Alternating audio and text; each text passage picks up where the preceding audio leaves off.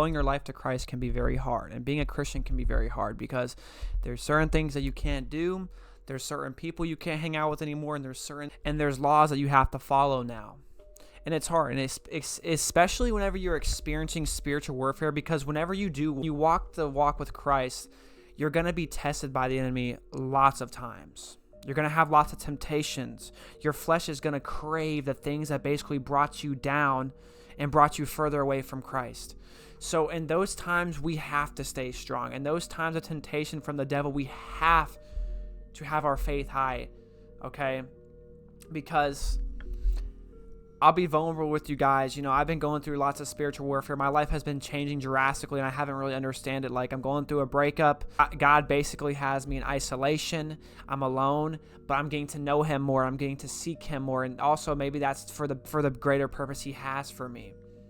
And I'm not going to lie. I'm not going to say it's ever going to be easy whenever you're trying to keep your faith high at times, because you're going to be doubtful. Sometimes you're going to be in fear, but you have to understand. I think when you can have that undeniable amount of faith where you're like, okay, either way, if things don't work out, if things don't go in my favor, God is doing this and God is providing for a much greater purpose and a much greater reason for me, even though if I can't understand it. Because the reason why things are so hard in your life right now when you're experiencing this spiritual warfare is because the devil knows that you're seeking Christ.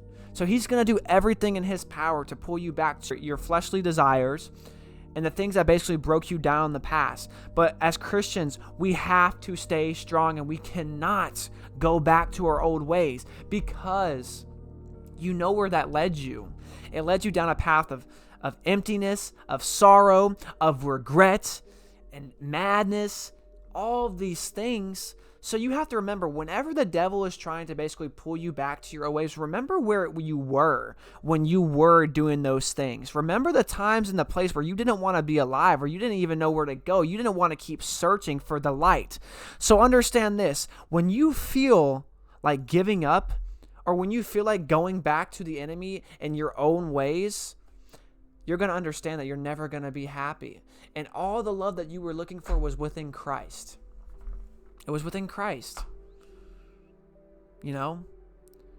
During these times of isolation, it's for a reason. God has you in isolation for a reason. Believe it or not. That's so you can seek him more. So whenever you do decide to go date again, or whenever you just do decide to meet somebody, he's basically transforming you into the person of your partner. And your partner is the same way. Your partner is turning into a person of great value with God. And that's the thing. Find yourself a woman of God, or a man of God if you're a woman watching this. Because we live by morals. They live by morals. And they know what's right and what's wrong. And that's a very beautiful thing. And I think whenever you can have God in your relationship, it's something so beautiful. When you can pray together, when you can basically go to church together, and when you can grow together, that's something so beautiful and so beautiful. And we want that a lot, and you will get that. But you have to change your morals, and you have to change your values, because you're not going to find a godly woman or a godly man partying every weekend, going out to bars, doing all these things. So understand, find them in the right places. Go to a coffee shop. Go to church. Maybe at the gym. You never know. So understand this. Yes, you're going to have to experience some spiritual warfare. The devil's going to test you through these times. I'm going to read you a Bible verse. Joshua 1:9. Have I not commanded you? Be strong and courageous. Do not be frightened. Do not be dismayed. For the Lord your God is with you wherever you go. He is with us. He is with us. In the times of isolation, the times of loneliness, those times that you thought you were never going to basically see the next day because you wanted to commit suicide, or you didn't want to see the light, you didn't want to keep going.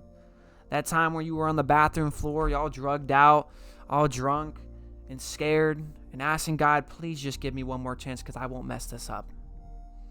He's always been with you during those times. But we leave God sometimes for our own desires and for the devil. So God is always with us. And he loves us so much. So yeah, you might be going through some spiritual warfare right now. You might be experiencing some things. But just know that's just the devil trying to pull you back into your old ways. God is trying to pull you into his new ways for you, his new plan, his new beauty that he has for you. So don't go back to your old ways because you're losing faith. Go read the Bible. Read what God says about you. God loves you, and God's going to strengthen you. And pray. Go into your closet and pray. Pray for your loved ones. Pray for yourself. Pray for strength. Pray for guidance. Pray for the armor of God. Pray, because it will be given to you. I love you guys.